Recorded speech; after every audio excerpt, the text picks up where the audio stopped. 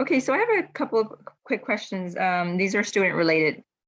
So Mhm. stuttering, I think I had asked you a while back about stuttering, but by the time I go back and look at where I wrote it at, I have so many composition books with your notes.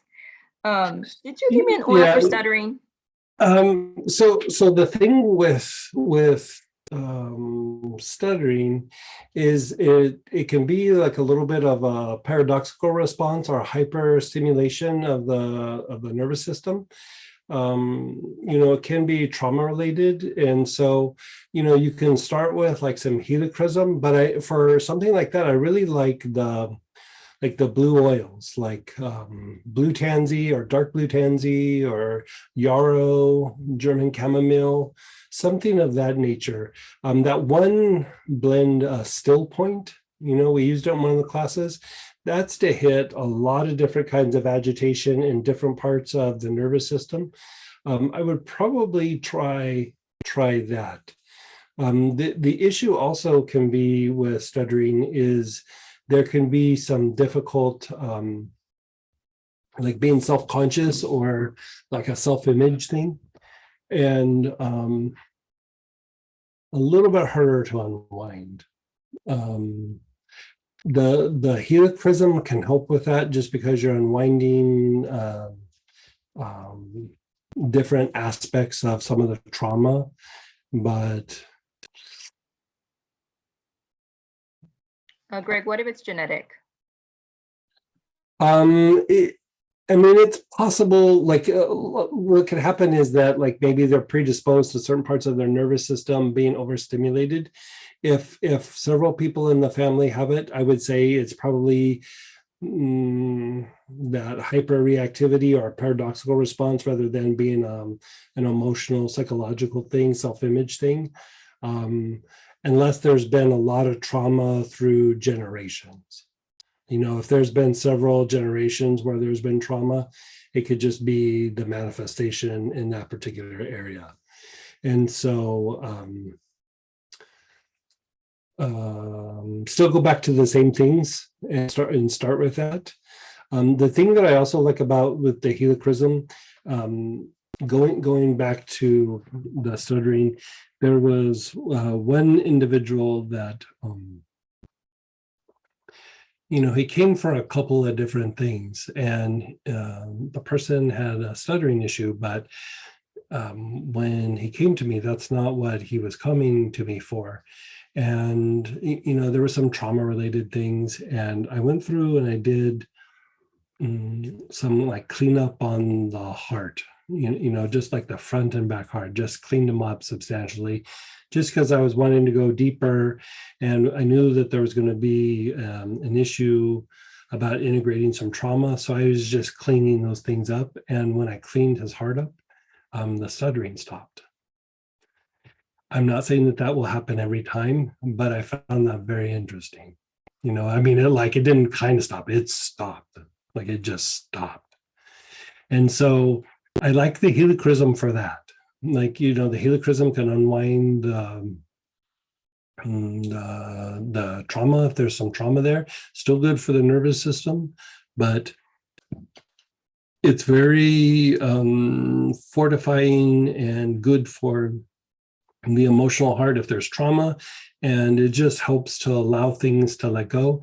And even if you back up and you just look at it from an energetic point of view, it helps to open up the health rays, the external health rays, to allow more energy to flow wherever they're directing their attention when they're going through and doing the inhalations.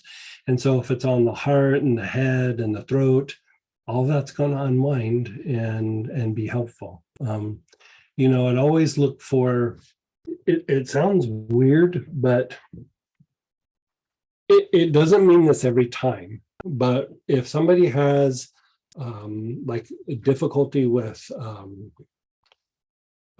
self-image, not so much self-esteem, but more self-image, like they don't feel good about themselves, they don't have a good image of themselves, they have difficulties in that area, and it's usually other people have taught them to be that way, or life has taught them to be that way. It's not like they just go, I'm going to think this way. It's usually they've gotten knocked down several times. Um, the area that you'll notice is in the butt cheeks. I know this sounds really super weird, but their butt cheeks are always just like super tight. And so you can have them inhale the helichrysum and just have them put the awareness on their hips. But sometimes the self-image will manifest down in the pelvis. And it doesn't mean every time, but if you take somebody who, like, maybe there was some physical abuse or some verbal abuse or whatever, a lot of times their butt cheeks are just always like clenched, and you don't necessarily want to go up and start poking them on the butt, but like you can just kind of watch them like walk and stand, and you can kind of tell, like, if you pay attention, if they're relaxing that area or it's always tight. And if it's always tight, here's one of the keys to look at is, if it's always tight, at some point it gets tired, right? Like, because if you're always clenching, at some point you're like, this is exhausting. So what they'll do is they'll stand on one leg and allow the non-weight bearing leg to relax. And then they'll shift to the other leg, clench it, and then allow the other one to relax. And because that clenching is like a protective mechanism, like you're clenching that, but something else is also clenching that you can't see, which is the psoas. And the butt cheeks and the psoas are helping to protect the lower spine and the stability of the spine. Like if that area is unstable, the whole spine's unstable.